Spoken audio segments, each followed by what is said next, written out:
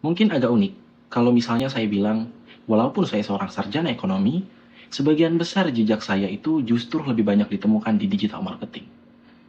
Awalnya saya juga sempat mikir sih, ini tuh saya yang nyasar atau emang karir pet saya yang seperti ini ya? Tapi makin kesini saya makin sadar kok kalau saya itu salah. Halo semuanya, saya Muammar Adhar Rafif Pratama, fresh graduate dari IPB University. Kampus yang brandingannya udah banyak orang tahu dan sering disebut sebagai kampus terbaik. Kalau ada satu hal yang bisa bikin saya lebih betah dan pengen untuk berlama-lama, itu adalah ketika saya bisa untuk brainstorming dan juga ngulik ide bareng tim saya. Karena buat saya proses itu tuh bisa bikin ide-ide liar ditantang, dipoles, dan bahkan pada ujungnya bisa menjadi strategi yang lebih solid loh. Dan saya sadar itu kenapa mayoritas pengalaman saya sebelumnya itu banyak di ranah marketing. Berbicara soal strategi, buat saya dampak itu kata kuncinya. Dan itu juga yang menjadi salah satu alasan saya kenapa saya bisa tertarik untuk mengikuti program Digital Class Intern Telkom ini. Kalau dipikir-pikir, hampir semua aktivitas kita, khususnya saya nih, itu ada loh di orbitnya Telkom. Contoh paling sederhana yang bisa saya kasih adalah, saya itu adalah seorang pengguna Telkomsel. Dan itu bisa bikin saya sadar bahwa Telkom tuh sebenarnya nggak cuma memenuhi kebutuhan saya aja selama ini, tapi juga ikut ngebentuk kebiasaan-kebiasaan saya.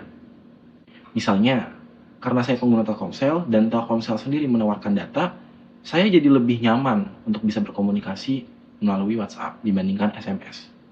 Atau mungkin kasusnya IndiHome. Banyak loh sekarang keluarga yang lebih memilih untuk bisa nonton streaming dibandingkan nonton lewat TV biasa. Dari situ saja saya bisa lihat kalau Telkom itu punya peran, pastinya. Tapi nggak cuma sebagai penyedia layanan, tapi Telkom juga shaping digital behavior masyarakat dalam kehidupan sehari-hari. Dan buat saya, mengikuti Digital Class Intern ini bukan sekedar kesempatan biasa untuk belajar, atau mungkin sekedar untuk bisa mendapatkan pengalaman kerja. Tapi salah satu cara yang unik buat saya untuk bisa lebih paham bagaimana strategi sebesar itu dimainkan. Bagaimana ekosistem digital sebesar Telkom dapat bekerja. Dan saya juga tertantang untuk bisa memberikan kontribusi-kontribusi nyata di dalamnya. Kebetulan saja saat ini saya itu lagi ada di masa transisi setelah lulus kuliah. Dan program ini hadir. Hal ini juga sejalan dengan fokus yang saya miliki yaitu untuk bisa upskilling di ranah digital marketing dan juga marketing. Bisa itu dengan melalui ikut kelas online, bootcamp, eksplorasi tools, atau mungkin sekedar mengikuti seleksi program pengembangan talenta seperti Digistar ini. Saya sengaja memilih jalan yang lebih fokus dan lebih mengkerucut. Karena buat saya pribadi, saya ingin untuk bisa invest energi saya ke sesuatu yang lebih relevan untuk project dan juga karir saya jangka panjang. Kalau berbicara soal project, saya jadi keingat salah satu project pengalaman saya yang paling menarik di tahun 2024 sebelumnya. Kebetulan pada saat itu saya masih menjadi mahasiswa semester 7. Dan kebetulan juga saya ditawarkan dan mendapat kesempatan magang di Minaku Indonesia. Minaku Indonesia sendiri perusahaan eksportir tanaman hias di industri florikultura di Indonesia yang menurut saya cukup besar sih. Dan saya tahu kalau Minaku itu sudah punya pangsa pasar internasional yang kuat. Tapi ternyata tantangan yang diberikan pada saat itu ke saya dan tim justru jauh berbeda. Tantangannya adalah bagaimana bisa bikin industri tanaman hias ini lebih relevan untuk pasar domestik dan juga Gen Z tentunya. Segmen unik yang menurut saya sangat jarang sih untuk bisa melirik industri seperti ini. Tantangan kami terima. Langkah pertama tentunya kami pasti meriset dan memahami bagaimana karakter Gen Z pada saat itu.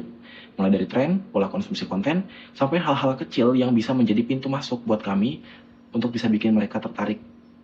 Untuk keyword konten sendiri kami biasa pakai Google Trends dan juga Ubersuggest.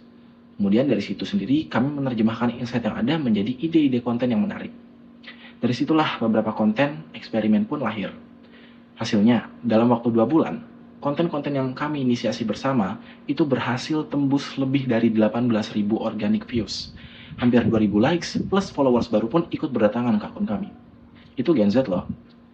Buat saya pribadi, itu jadi turning point sih. Saya jadi belajar kalau misalkan data itu nggak cuma soal angka, tapi bisa jadi bahan bakar buat bisa menghasilkan kreativitas dan juga cuan tentunya. Insight kecil itu bisa melahirkan ide yang besar, dan ide yang besar itu bisa kasih impact yang nyata. Tentunya proses yang kemarin itu nggak selalu berjalan dengan mulus. Jujur di awal saya sempat banget keteteran, dan saya sempat ngerasa kalau ritme kerja tim itu terasa terlalu begitu cepat buat saya. Tapi hal itu nggak bikin saya jadi minder atau jadi hambatan buat saya. Saya lebih memilih untuk lebih aktif mengajak diskusi dan rutin minta feedback. Bahkan sengaja nanya-nanya hal kecil di sela-sela waktu supaya bisa memahami secara utuh dan juga dari situ saya bisa lebih dapat eh, proses untuk bisa nyambung dengan ritme kerja timnya. Perasaan saya waktu itu jelas bangga banget karena gaya kerja saya yang pelan tapi teliti ini ternyata punya value juga ya. Dan yang lebih penting, saya bisa buktiin kok bahwa growth itu bukan soal siapa yang paling cepat di awal, tapi siapa yang paling konsisten bisa kasih improvement sampai akhirnya kasih impact yang kelihatan. Kalau soal tool sendiri, saya sih biasanya pakai yang langsung nyambung ke kebutuhan kerjaan saya. Kayak misalnya untuk spotting trend, saya pakai Google Trends sih. Udah jadi andalan saya tuh 10/10. Kalau mau gali ide yang lebih dalam, saya biasanya pakai Ubersuggest dan juga Answer Republic. 7/10. Untuk visual sendiri, Canva sih jadi senjata utama saya, 8/10. Dan untuk menjaga ritme tim biar lebih rapi, saya tuh lebih nyaman untuk pakai Google Docs dan juga spreadsheet sebagai content planner, tracker, dan juga base copywriting. 9/10. Oh iya, di awal tadi saya belum selesai ngomong sesuatu loh.